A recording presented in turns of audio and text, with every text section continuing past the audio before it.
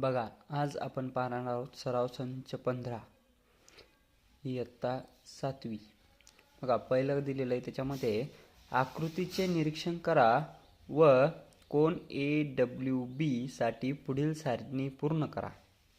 आता यामध्ये आपण बघू शकतो AWB हा एक कोन दिलेला आहे आपल्याला, आणि आपल्याला AWB आता आपण पाहू शकतो AWB हा जो आहे हा AW आणि B हा कोन आपल्याला दिलेला आहे.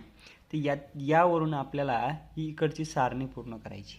बघा, अंतर्भागातील बिंदूंची नावे दिलेली आहे आपल्या या ठिकाणी. अंतर्भागातील बिंदू, आता लक्षात घ्यायचं आहे आपल्याला अंतर्भागातील बिंदू म्हणजे काय. नेमका हे आपल्याला AWB म्हणजे घर समजायचे. AWB आणि हा आतील भाग आणि हा बाहेरील भाग. बघा, हा आतील भाग आहे आणि हा बाहेरील भाग आहे. त्यामुळे लक्षात ठेवायचे की आता वाचायचे अंतर्भागातील म्हणजे आतल्या भागातील बिंदूंची नावे कोणकोणती आहेत. आता आतल्या भागातील बिंदूंची नावं आता आपल्याला आत घरामध्ये कोण कोण राहतं काय आपल्याला मी तुम्हाला सांगितलंय की हे घर समजायचंय घरामधील लोक आणि घराबाहेरील लोक. घरामधील लोक, आता याच्या आतील जे लोक आहेत ते घरामधील आहेत.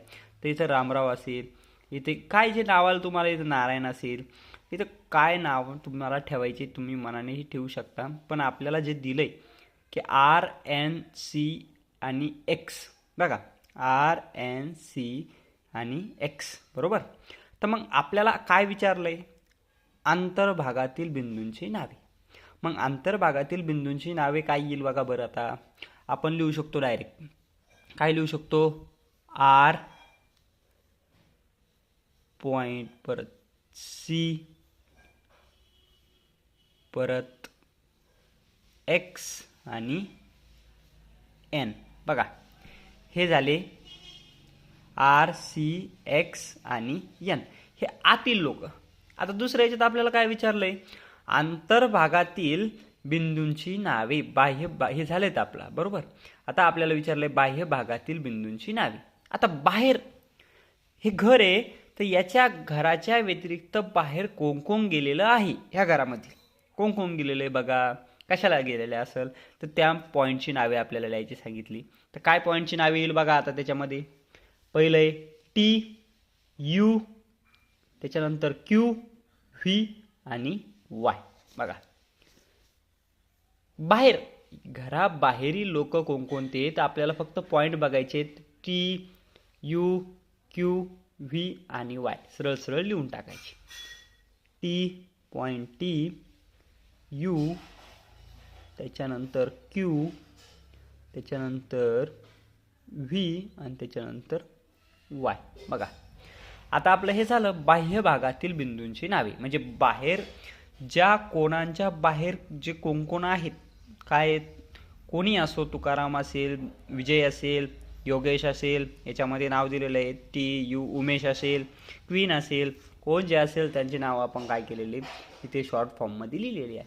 आणि त्यानंतर आपल्याला बघा आता विचारलंय कोणांच्या भुजांवरील बिंदूंची नावे. आता तुम्ही म्हणता सर, तर आपण तेव्हा एक गणित सांगितलेलं होतं तुम्हाला. काय सांगितलं होतं, तुम्ही तर घर सांगितलं होतं. पण आता लक्षात घ्यायचंय कोणांच्या भुजांवरील बिंदूंची नावे म्हणजे कोणांवरील नावे कोणकोणती, तर या घरावरती कोण कोण राहतं हे लक्षात घ्यायचंय आपल्याला. घरावरती म्हणजे दुसरा मजला असेल किंवा काही असेल, तर घराच्या प्रमुख घरावरती कोण कोण राहते हे लक्षात घ्यायचं आहे आपल्याला. तर घरावरती कोण कोण राहतं याच्याकडे लक्ष द्यायचं आहे. तर बघा, घरावरती कोण कोण राहतं, तर इकडे लक्ष द्यायचं आहे आपल्याला की घरावरती कोण कोण राहतं. तर बघा AWG आणि B सरळ सरळ यांची नावे इथे टाकून घ्यायची. AWG आणि B. बघा, हा आपला क्वेश्चन नंबर 1 झालेला आहे. बघा, दुसरा प्रश्न दिला आहे, खालील आकृतीमधील संलग्न कोणांच्या जोड्या लिहा. काय विचारलंय आपल्याला, एक आकृत्या दिल्या आहेत 2, ANC ANB, इकडे दिलंय PQR आणि इकडे दिलंय RTS, बरोबर. असे कोण दिलेत आपल्याला. तर बघा त्याच्यामध्ये आपल्याला विचारलंय की आकृत्यामधील संलग्न कोणांच्या जोड्या. आता संलग्न कोणांच्या जोड्या म्हणजे काय, की लगतचे कोण किंवा सारखे कोण, बरोबर. संलग्न कोणांच्या जोड्या. आता सारखे कोण कोणते आहेत बघा, तर आपण लिहू शकतो याच्यामध्ये सरळ सरळ आपण डायरेक्ट याच्यामध्ये लिहूया तुम्हाला समजण्यासाठी जवळच्या जवळ. तर कोण ANB, बघा कोण ANB याच्यासारखाच कोणता कोण आहे, याच्यात कोणता कोण तयार होईल. व कोण BNC, बघा BNC. आपण काय केलं, कोण ANB त्याच्या सारखाच कोण कोणता आहे, तर BNC. त्याच्यानंतर परत आपण तयार करू शकतो कोण BNC व कोण ANC, बरोबर. कोण ANC, कोण ANC, बघा कोण BNC व कोण ANC हे दोन्ही सारखे कोण झाले. ठीक आहे. आपण या ठिकाणी परत पण लिहू शकतो तुमच्या पद्धतीने, तुम्हाला कोणतं घ्यायचंय. ANC कोण ANB याच्यासारखाच हा कोण आहे. तर आपला 2 नंबरमध्ये दुसऱ्या आकृतीमध्ये जाऊया परत, की याच्यामध्ये सारखा कोण कोणता आहे बघूया. RTS याच्यासारखा कोणता कोण आहे का एखादा, तर नाही. याच्या एवढा कोण कोणताच नाही याच्यामध्ये, बरोबर. दुसरं पाहू शकतो आपण PQR याच्यासारखाच कोण आहे का दुसरा, तर बघूया आता आपण. बघा हा कोण दिसतोय आपल्याला याच्यासारखाच PQT, बरोबर. याच्यासारखाच कोण आहे आपल्या, संलग्न पण आहे, याच्यासारखाच कोण आहे. संलग्न कोणांच्या जोड्या आहेत सांगितल्या. तर याच्यामधील जो कोण एक रेष जी आहे रे, तर तो याला संलग्न आहे, बरोबर आहे. मग आपण लिहू शकतो संलग्न कोण PQR व कोण PQT, बघा संलग्न आले. ही मधली जी रेष आहे त्याला संलग्न आहे, बाकी दुसरं आहे का कुठं संलग्न. तर आपण इकडे पण सारखं दिसलंय आपल्याला ANC याला संलग्न, याच्यामधील दिसलंय BNC, बघा सारखे पण आहे आणि संलग्न. बघा तिसरा क्वेश्चन, कोणांच्या खालील जोड्या संलग्न आहे का, संलग्न असल्यास कारण लिहा. आता पहिली जोडी विचारली आपल्याला PMQ, बघा कुठं दिसतोय तुम्हाला PMQ आणि RMQ, बघा PMQ विचारलं आणि RMQ विचारलं.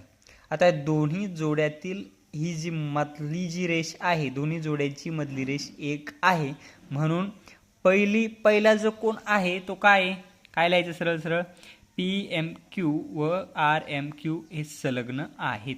आता दुसरं आपण बघू शकतो, दुसरं काय RMQ SMR, बघा RMQ आणि SMR, बघा उलट. याच्यामध्ये जी मधली जी रेष ही कॉमन आहे का दोन्ही मध्ये, तर नाही. तर मग काय लिहायचं आपला, तर सलग. बघा याच्यामध्ये कारण संलग्न नाही, कारण आंतरभाग भिन्न नाहीत, म्हणजे आंतरभाग त्याचे भिन्न नाहीयेत.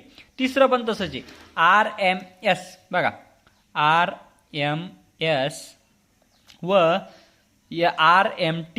RMT, बघा RMS आणि RMT कुठला कुठे, याचं पण काय येईल की संलग्न नाही, कारण आंतरभाग भिन्न नाहीत.